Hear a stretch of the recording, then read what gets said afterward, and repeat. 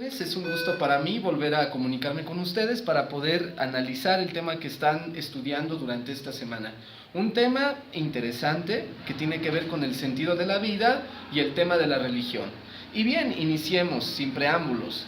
La posmodernidad es la era que nosotros estamos viviendo actualmente. La posmodernidad es esta ideología o esta filosofía que afirma que el ser humano es narciso, es decir, está enamorado de sí mismo, no tiene ojos para los demás, tiene una moral muy light, muy relativista, de tal manera que el narciso, pues su eslogan es se prohíbe prohibir, haz lo que quieras, ¿no? La posmodernidad es una era del vacío, como dice Lipovetsky. Esto significa que el posmoderno se siente completamente desencantado del mundo moderno, se siente frustrado porque la modernidad no cumplió con su promesa. Recuerden que la modernidad afirmó que la diosa razón les iba a traer el progreso y la felicidad.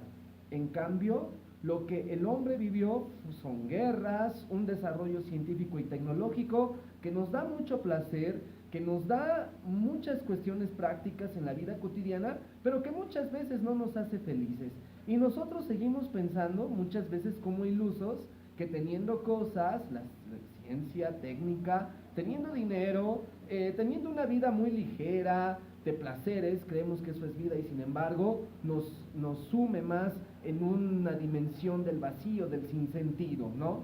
Y ante eso surge la pregunta, ¿no se te antoja tener una vida de sentido?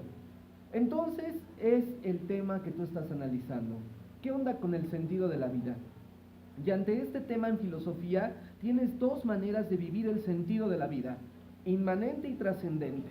¿Qué significa el sentido de la vida inmanente? El sentido de la vida inmanente afirma que el ser humano es capaz por sí mismo de encontrar sentido a las cosas.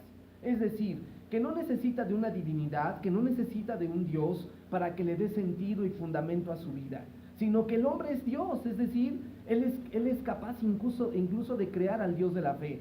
El hombre es capaz de trascender en todo lo que hace a diario en su trabajo, o en la cultura, en el arte, en la tecnología, en la ingeniería, en la escultura, en la pintura, en todos los ámbitos de la vida. El hombre es artífice de su propia existencia, es Dios para sí mismo, y lo que le da sentido a su vida es todo lo que hace a diario. Prácticamente todo lo que hace a diario es el libro sagrado, donde él deja huella y trasciende en el recuerdo de sus seres queridos, o trasciende en la gente que lo va a leer, que lo va a admirar en una obra, que va a valorar su avance técnico-científico que nos hereda.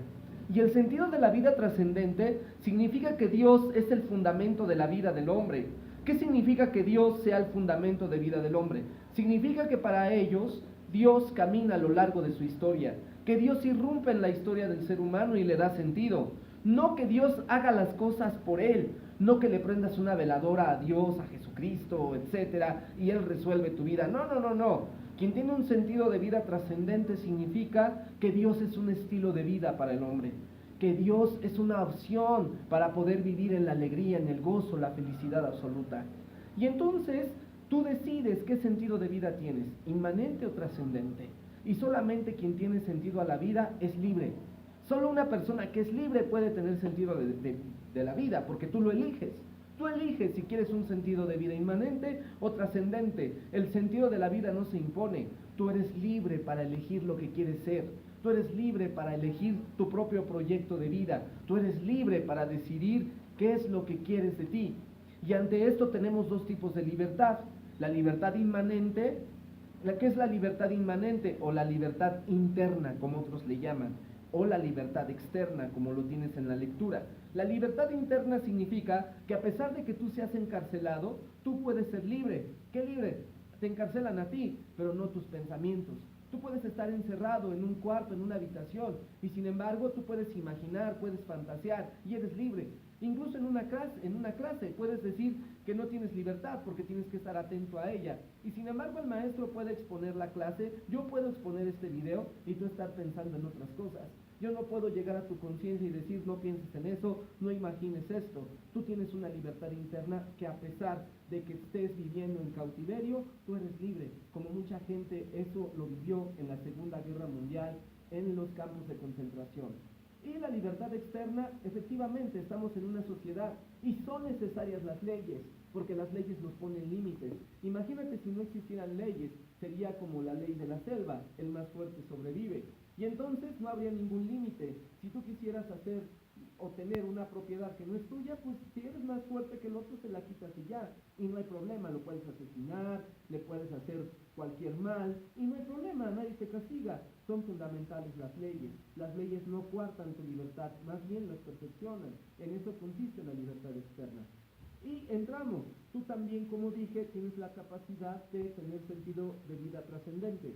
Es decir, Dios se presenta al hombre como un estilo de vida. La religión no es otra cosa más que la posibilidad que tiene el hombre de tener un encuentro con la divinidad. Y en este sentido, hay diferentes tipos de filosofías de la religión. La filosofía de la religión estudia cuáles son los lenguajes propios de la religión y cuál es su racionalidad propia, los símbolos religiosos. Hay tres tipos de filosofía de la religión. La filosofía de la religión unívoca, equívoca y analógica. La filosofía de la religión unívoca afirman que Dios no existe. Que Dios no existe porque no tiene un lenguaje como la ciencia.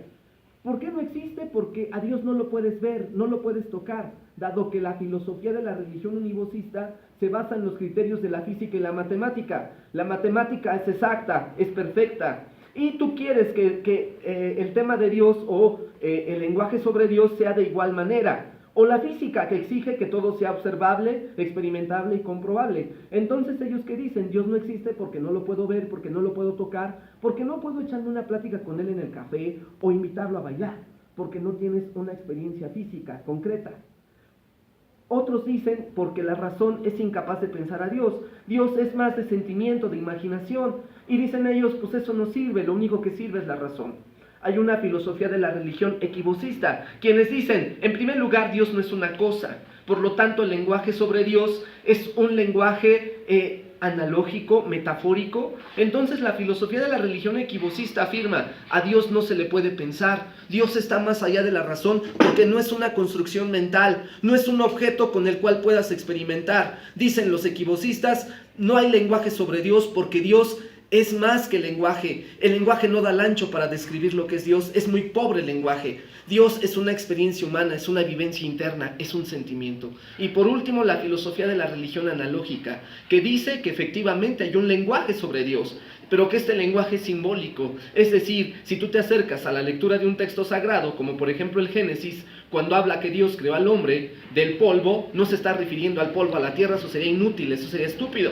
Es decir, la tierra es un símbolo. ¿Es un símbolo de qué? De finitud. Es decir, dentro de la lectura analógica se dice que el hombre es un ser con una historicidad finito, que tarde que temprano va a morir. Es decir, el texto sagrado nunca se lee de manera literal. Por eso el símbolo es el lenguaje propio de la filosofía de la religión analógica. Dios, su lenguaje es analógico porque tiene que ver con poema, porque tiene que ver con parábolas, con metáforas, con íconos, de tal manera que el lenguaje sobre Dios es más vivencia que una construcción racional. Pues les invito a que sigan haciendo su actividad de una manera correcta. Lean la lectura, por favor, porque me he dado cuenta a lo largo de las actividades que no leen.